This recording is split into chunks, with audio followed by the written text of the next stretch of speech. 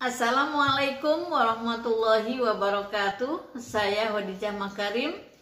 Topik kita kali ini adalah cara pengumpulan data penelitian saat pandemi COVID-19. Teman-teman sekalian, banyak sekali mahasiswa yang bilangnya bingung dan mengeluh gimana caranya melaksanakan penelitian untuk kebutuhan skripsi di saat pandemi seperti sekarang ini. Terutama adalah yang akan mengambil data primer gitu ya. Jadi ada kesulitan bagaimana menemui responden untuk mendapatkan data primer. Nah, kemudian dalam hal ini saya ingin membantu teman-teman cara mengambil responden yang jika memang ingin sekali mendapatkan data primer gitu ya. Jadi supaya tidak terlalu mahal biayanya dan tidak terlalu sulit prosesnya, saya ingin mencoba teman-teman untuk memikirkan bagaimana nih strateginya yang tepat. Nah, di dalam statistik itu dikenal ada dua macam cara pengumpulan data. Ada yang sensus, ada yang teknik sampling. Jadi kalau kita lihat besarnya itu seperti itu, ada dua cara ya, sensus dan teknik sampling. Nah, kalau penelitian sensus itu penelitian yang mengambil sampel satu kelompok populasi sebagai sampel semuanya gitu. Jadi tidak lagi kita memilih mana yang akan dijadikan responden, mana yang tidak. Pokoknya ketika kita bertemu suatu kelompok disebut populasi, itulah menjadi sampel penelitian kita gitu. Kemudian metode penarikan sampel itu bila semua anggotanya kita ambil, populasi itu semua kita ambil dijadikan sampel penelitian, itu adalah namanya sensus. Contohnya adalah sensus penduduk. Jika kita akan menghadapi pemilu, biasanya kan suka ada tuh petugas yang datang ke rumah-rumah dari setiap warga ya, didatangi untuk disensus itu ya. Tidak ada yang dilewati dan tidak ada yang dipilih. Semuanya harus didatangi gitu ya. Jadi ini namanya sensus karena semua populasi dari penduduk itu akan didatangi oleh petugas sensus yang sudah ditetapkan. Kemudian sensus itu dilakukan semua anggota populasi, jadi semua satu persatu. Ya, jadi kalau misalnya teman-teman akan meneliti tentang petani, misalnya petani buah misalnya di satu tempat ada berapa orang anggota petaninya, di kelompok tani itu unit analisisnya kan kelompok tani. Tidak lagi dicari sebagai respondennya siapa, yang memenuhi syarat siapa, semua dipilih. Itu adalah sensus ya.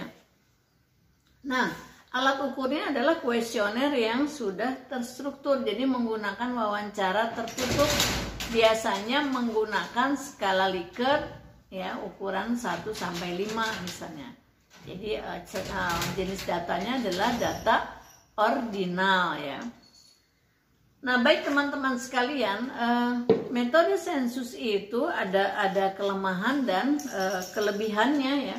Jadi kelemahannya adalah tidak efisien ya, mahal biayanya, kemudian perlu banyak waktu dan tenaga. Nah, kesimpulannya hanya untuk kelompok tersebut saja gitu. Jadi itu sensus nggak bisa digeneralisir ke kelompok yang lain. Saya ulangi ya, metode sensus itu memang menarik ya. Tidak ada yang dieliminasi anggota unit analisis dari atau populasinya, semua kita jadikan subjek penelitian. Tapi itu tadi tidak efisien, biayanya mahal, perlu banyak waktu dan tenaga. Kemudian kesimpulannya itu hanya untuk kelompok tersebut. Nah, kalau begitu kita lihat sekarang di samping kelemahannya. Kelebihannya apa misalnya? Nah, kelebihannya adalah memungkinkan kita sebagai peneliti itu untuk mendapatkan atau menghasilkan data yang sangat baik dan representatif, karena dari semua unit analisis itu semua diambil datanya gitu ya, tidak ada yang dieliminasi ya.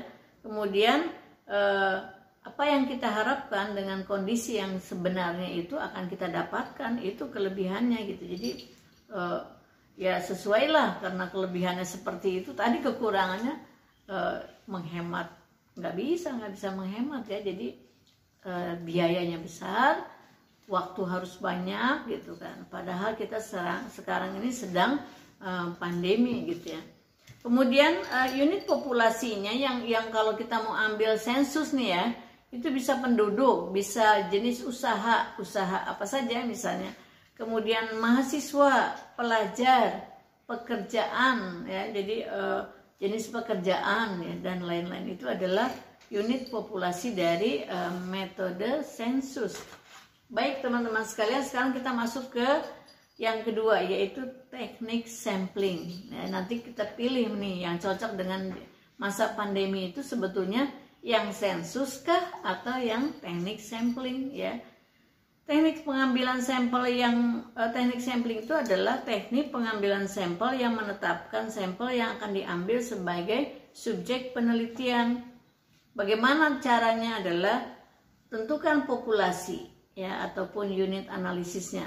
Lalu kita mencari data yang akurat untuk menentukan dan memilih unit analisis ya. Kemudian pilih sampel yang representatif yang sesuai dengan tujuan penelitian kita, jangan sampai salah pilih. Kemudian tentukan jumlah sampel yang memadai. Nah, ini ada rumusnya, jadi silakan cari nanti rumus yang tepat untuk menentukan sampling yang tepat. Baik teman-teman sekalian, bagaimana ini kalau kita mengambil sampel ya, tidak sensus? Apa kelebihannya? Pasti udah banyak yang tahu nih, saya sekedar mereview aja ya. Yang kalau kita penelitiannya sampel, menggunakan sampling, pastilah menghemat biaya, satu ya. Kemudian yang kedua, mempercepat proses pengambilan data sehingga kita dapat menghemat waktu. Yang ketiga, kalau sudah menghemat biaya dan menghemat waktu, pastilah menghemat tenaga ya. Kemudian yang keempat, keuntungannya adalah memperluas ruang lingkup penelitian. Jadi hasilnya ini dapat digeneralisasikan dan dapat digunakan untuk di lingkungan yang lain, di situasi yang lain. Jadi dapat ditarik kesimpulan dan dapat digunakan untuk situasi yang berbeda gitu. Kalau sensus enggak, kalau unit analisisnya di situ ya hasil penelitiannya hanya berguna di situ aja gitu ya. Baik teman-teman sekalian, mengenai unit analisis ini kegunaannya apa, saya sudah pernah memproduksi video tentang kegunaan unit analisis. Jadi sebelum menyimak materi ini sebaiknya juga menonton tentang kegunaan unit analisis itu. Nah baik teman-teman sekalian, sekarang kesimpulannya, bagaimana ini saat pandemi ini? Apakah kita menggunakan sensus atau teknik sampling gitu kan? Nah sekarang pada umumnya mahasiswa itu tidak berada di lingkungan kampus, berada di tempat tinggal masing-masing. Sementara teman-teman harus melaksanakan penelitian ya kan? Nah sekarang berarti penelitiannya disesuaikan dengan tempat tinggal masing-masing ya. Nah sekarang kita lihat, kalau saat pandemi ini kita sulit menemukan data primer, maka yang pertama saran saya adalah tentukan topik penelitian yang sederhana. Gak usah yang bombastis, yang hebat-hebat, ingin dibilang hebat gitu, memilih topik yang besar dan luar biasa. Nanti kamu bingung sendiri ya, jangan lupa tenaga, biaya itu juga harus dipikirkan. Pilihlah saja yang sederhana tetapi useful, berguna gitu. Penelitian itu sangat berguna. Sesuaikan dengan program studimu ya.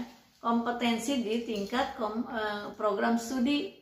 Jangan berdasarkan peminatan sesaat ya. Yang kedua, pilih unit analisisnya yang kecil ya. Jangan yang besar. Jadi populasinya, jenis populasinya pilih yang kecil, jangan yang besar. Yang ketiga, Sekarang bagaimana kalau kita tidak bisa menghindari dari unit analisis yang besar, misalnya kamu pilih perusahaan yang besar, ya, kemudian mungkin tadi kelompok taninya kok ternyata pas ditanya berapa jumlahnya, oh ternyata banyak juga, besar. Nah, jika kita ketemu dengan unit analisis yang besar dan luas, gunakan sampling, ya, yang berstrata, jadi stratifikasi gitu. Contoh misalnya, kalau petaninya banyak, ya, ada 200 misalnya dari sekian banyak, kita pilih misalnya, klasifikasikan. Kalau tadi petani buah apa, sudah mulai mengerucutkan, lalu kita kerucutkan lagi, stratifikasi lagi, umurnya akan mengerucut lagi tuh sedikit.